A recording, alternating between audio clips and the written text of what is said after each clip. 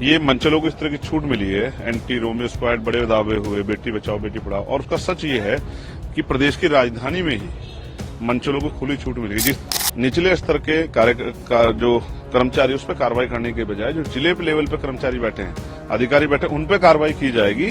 तो देखिए, ऊपर कार्रवाई होगी तो नीचे वाले सब ठीक हो जाएंगे। कानून व्यवस्था पे हम लोग लगातार सवाल खड़े करते रहे। ये हम ही लोगों के सवाल खड़े करने का परिणाम है कि सरकार की नींद खुलती है और सरकार नींद से जागती है। ये मंचलों को इस तरह की छूट मिली है, एंटी रोमियो स्क्वाड, बड़े दावे हुए, बेटी बचाओ बेटी पढ़ाओ, और उसका सच ये है कि प्रदेश की राजधानी में ही मंचलों को खुली छूट मिली है। जिस तरह से वो वीडियो में दिखाई दे रहा है कि उस बेटी को अपमानित करने का प्रयास किया है, और ये अपमान सिर्फ लखनऊ में नहीं, पूरे प्रदेश में हो रहा है। तो हम तो लगातार मांग कर करके थक गए, अब तो थक ही गए, क्योंकि मुख्यमंत्री सुनना ही नहीं चाहते।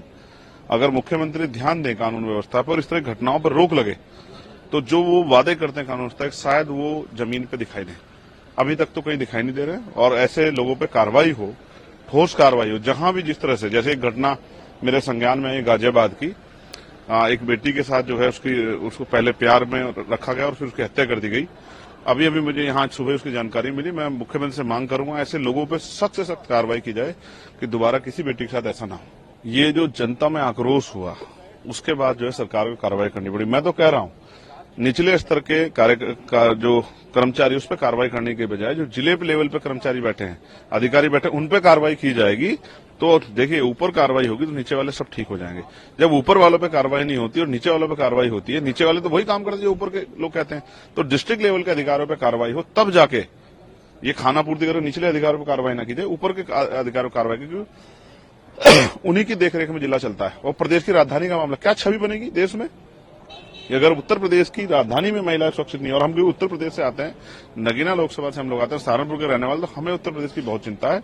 इसलिए मैं पुनः माननीय मुख्यमंत्री कहूंगा, पहली सरकारों में ऐसा होता था, अगर इस तरह कार्रवाई होती है और कोई किसी अधिकारी की लापरवाही तो उसको निलंबित किया जाता था, उसके खिलाफ मुकदमा दर्ज करके उसको जेल भेजा जाता, तब जाके अधिकारियों को समझ आता था कि उनको इस तरह से जो है ध्यान रखना है और वो नींद से जागे रहना है। तो अब तो मुख्यमंत्री की देखिए, छाया में, छत्र छाया में सब चीजें उत्तर प्रदेश में हो रही है।